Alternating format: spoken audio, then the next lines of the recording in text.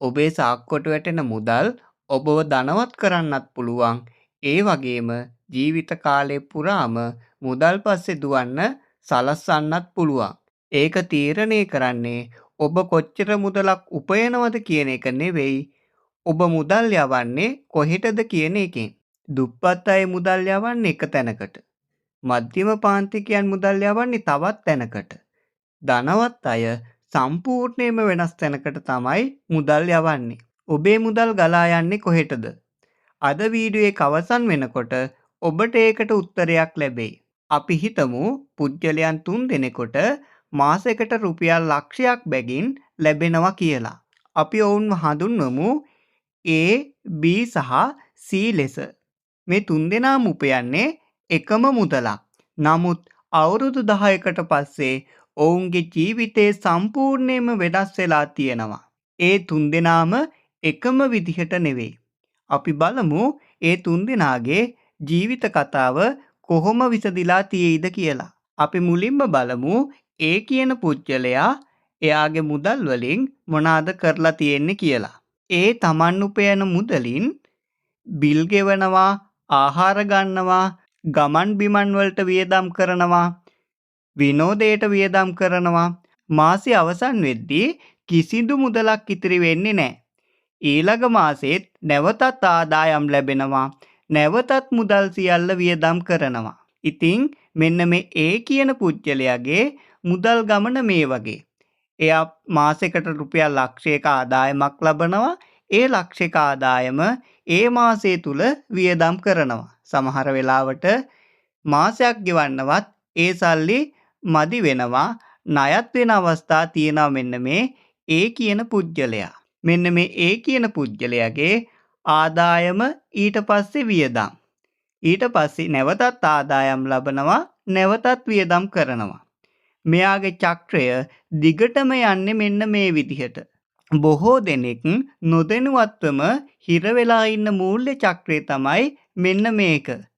ආදායම් ලබනවා, ඒක සම්පූර්ණයෙන්ම වියදම් කරනවා. නැවත ආදායම් ලබනවා, නැවත වියදම් කරනවා. මේකට හේතුව ඒ කියන පුද්ගලයාගේ කම්මැලිකමවත් වැඩ කරන්නේ නැතිකමවත් නෙවෙයි.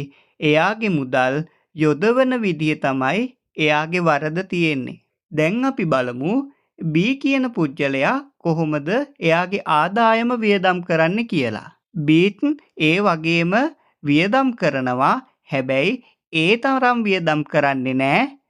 යම්කිසි මුදලක් ඉතිරි කරනවා. ඒක හොඳ පුරුද්දක් ඉතිරි කරන එක. නමුත් අවුරුදු කිහිපයකට පස්සේ මෙන්න මේ B කියන පුද්ගලයා ඉතිරි කරන මුදල් වලින් වාහනයක් ගන්නවා. එහෙම නැත්නම් අලුත් උපකරණයක් මිලට ගන්නවා. සමහර වෙලාවට ණයක් අරන් නිවාසයක් හදනවා.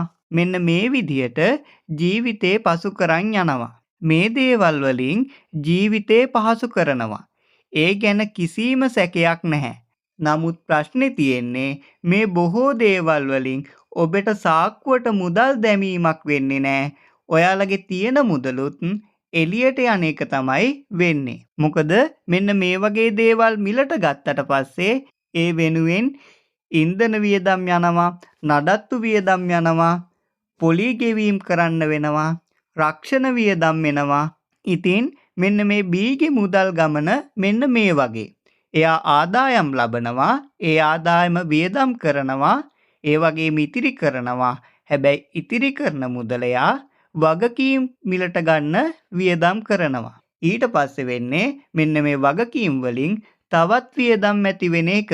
ඒ නිසා මෙන්න මේ B කියන පුද්ගලයාගේ ආදායම් වැඩි වුණත් බොහෝ විට වියදමත් ඒත් සමගම වැඩි වෙනවා. අපි දැන් බලමු C කියන පුද්ගලයා ගැන. Cත් වියදම් කරනවා. ඒ වගේම ජීවිතේ භුක්තිත් විඳිනවා. හැබැයි Cගේ ගමන නම් වෙනස්. C කියන පුද්ගලයාගේ ආදායමෙන් කොටසක් මුලින්ම යොදවන්නේ වත්කම් මිලදී ගැනීමට. උදාහරණයක් විදිහට මෙයා කොටස් වෙළඳපොලේ ආයෝජනය කරනවා. ආදායම් උපයන ව්‍යාපාරවල මුදල් යොදවනවා. කුලී ආදායම් ලැබෙන විදිහට දේපල මිලට ගන්නවා. නැත්නම් වෙනත් ආදායම් උපයන තැන්වල ආයෝජනය කරනවා. මුලින් මේ වත්කම් වලින් ලැබෙන මුදල කුඩා වෙන්න පුළුවන්. මාසෙට රුපියල් 1000ක් 2000ක් 5000ක් වෙන්න පුළුවන්. නමුත් කාලයත් එක්ක ඒවා වැඩි වෙනවා. එක වත්කමක් තවත් වත්කම් මිලදී ගන්නවා. එක ආදායමක් තවත් ආදායමක් නිර්මාණය කරනවා. දවසක මෙන්න මේ සී කියන පුජ්‍යලයට අවබෝධ වෙනවා තමන් වැඩ නොකලත් තමන්ගේ මුදල් තමන් වෙනුවෙන් වැඩ කරනවා කියලා. මෙන්න මේ සී කියන පුජ්‍යලයාගේ ගමන මෙන්න මේ වගේ. එයා ආදායමක් උපයනවා. ඒ ආදායමෙන් වත්කම් මිලට ගන්නවා.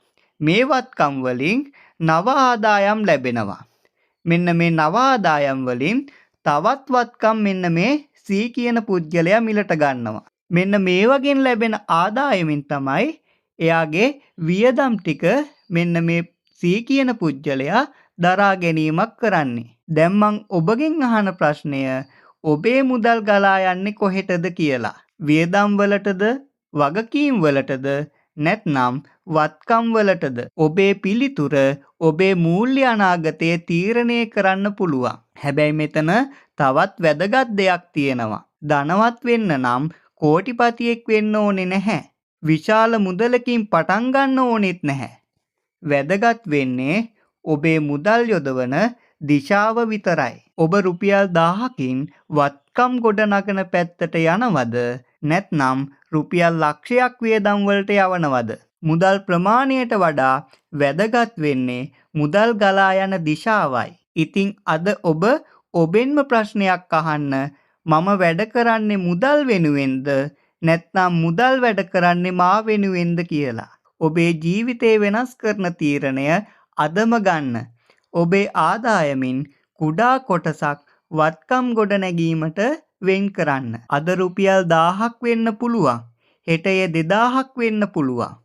එක දවසක ඔබට වැටහෙවි ඔබ වැඩ කරන මුදලට අමතරව තවත් මුදල් ඔබ වෙනුවෙන් වැඩ කරන බව. එදාට ඔබට මුදල් පසුපස දුවන්න ඕනේ නෑ. මුදල් ඔබ පසුපස එන්න පටන් ගනීවි. ඔබ අදම තීරණය කරන්න ඔබ ඒ වගේ පුජ්‍යලයක් වෙලා ආදායම වියදම් වලට විතරක් යොදවනවද?